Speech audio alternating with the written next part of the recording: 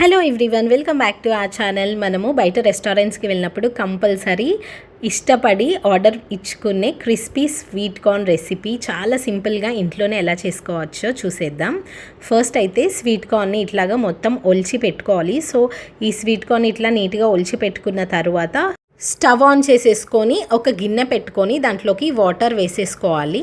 So normal water వేసేసుకొని దీంట్లోకి కొంచెం సాల్ట్ అండ్ అలానే కొంచెం కల్లుప్పు వేసుకుంటున్నాము. సాల్ట్ అయినా వేసుకోవచ్చు. అండ్ ఇవి బాగా మరుగుతూ ఉన్నప్పుడు మనము ఒలిచి పెట్టుకున్న స్వీట్ కార్న్ని వేసేసుకొని ఒక 70 to 80% ఉడికించుకోవాలి. ఇవి మనకి ఇంకా ఆల్మోస్ట్ ఉడికిపోయాయి అనుకున్నప్పుడు ఈ స్వీట్ కార్న్ని తీసి ఒక గిన్నెలో వేసేసుకోవచ్చు.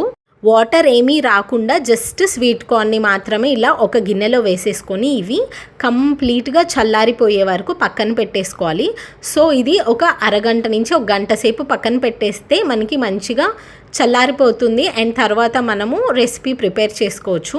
ఇట్లా మంచిగా ఉడికిపోయాయి. సో ఆల్మోస్ట్ ఉడికిన తర్వాతే స్టవ్ ఆఫ్ చేసుకొని ఇట్లాగా తీసి పక్కన పెట్టుకోవాలి.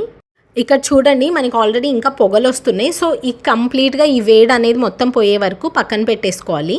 ఒక అరగంట నుంచి ఒక గంట సేపు పక్కన పెట్టిన తర్వాత చూపిస్తున్నాను. ఆల్మోస్ట్ చల్లారిపోయిందనమాట. అండ్ దీంట్లోకి మనము కొంచెం బియ్యం పిండి లేదా కార్న్ఫ్లోర్ రెండిట్లో ఏదైనా ఒకటి యూస్ చేయొచ్చు.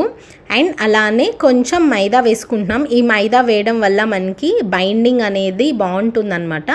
అండ్ అలానే కొంచెం సాల్ట్, కొంచెం కారం వేసుకుంటున్నాము. సాల్ట్ ఆల్రెడీ ఉడికించేటప్పుడు వేసాము కాబట్టి చూసి యాడ్ చేసుకోండి. మనకి ఉడికించినా కూడా మనకి ఈ పిండి వేసాము కదా, మైదా అండ్ అలానే బియ్యం పిండి కానీ లేకపోతే కార్న్ఫ్లోర్ కానీ ఏదైనా వేసుకోవచ్చు. ఇక్కడ నేనైతే బియ్యం పిండి యూస్ చేశాను. మొత్తం ఒకసారి వాటర్ ఏం వేయకుండా మిక్స్ చేసుకున్న తర్వాత ఒక్క 1 స్పూన్ లేదా 2 స్పూన్లు వాటర్ వేసేసుకొని మొత్తం ఒకసారి మంచిగా మిక్స్ చేసుకోవాలి. ఇట్లాగా ఒకసారి మిక్స్ చేసుకున్న తర్వాత మళ్ళీ సెకండ్ టైం కూడా సేమ్ ప్రాసెస్ అనమాట. ఒక స్పూన్ బియ్యం పిండి లేదా కార్న్ఫ్లవర్ వేసేసుకొని ఇంకొక స్పూన్ కొంచెం మైదా వేసేసుకొని మొత్తం ఒకసారి మంచిగా మిక్స్ చేసుకోవాలి. సాల్ట్ ఆల్రెడీ ఇందాక వేసాం కాబట్టి ఆల్మోస్ట్ సరిపోతుంది కాబట్టి నేను మళ్ళీ వేసుకోలేదు. అండ్ స్టవ్ ఆన్ చేసేసుకొని కడాయి పెట్టేసుకొని మనము స్వీట్ కార్న్ని డీప్ ఫ్రై చేయడానికి ఆయిల్ సరిపడినంత పెట్టేసుకొని ఆయిల్ మొత్తం బాగా వేడైన తర్వాత మీడియం టు లో ఫ్లేమ్లో పెట్టుకొని స్వీట్ కార్న్ని వేసేసుకోవాలి. ఈ స్వీట్ కార్న్ వేసిన వెంటనే మనము గరిట పెట్టి కదల్పకూడదు. సో ఒక 1 minute అట్లా వేగిన తరువాతనే మనము గరిట పెట్టుకోవాలి. లేకపోతే అవంతా ఆ పిండి మొత్తం కూడా గరిటకి అంటుకుపోతుంది అనమాట. సో డెఫినెట్గా ఒక 1 minute అయితే అసలు దాన్ని కదల్చకండి. సో అది కొంచెం ఫ్రై అయిన తర్వాత కావాలంటే మిక్స్ చేసేసుకోవచ్చు. అండ్ మంచిగా క్రిస్పీగా వేగిన తర్వాత టిష్యూ పేపర్ ఉన్న ప్లేట్లోకి వేసేసుకుంటున్నాము. సో దట్ ఎక్సెస్ ఆయిల్ ఏమన్నా ఉన్నా కూడా అబ్జార్బ్ చేసేసుకుంటుంది. సేమ్ ఇదే ప్రాసెస్లో సెకండ్ బ్యాచ్ అండ్ అలానే మనకి కావాల్సినన్ని స్వీట్ కార్న్ని మంచిగా క్రిస్పీగా అయ్యే వరకు క్రిస్పీ కార్న్ లాగా ప్రిపేర్ చేసేసుకోవచ్చు.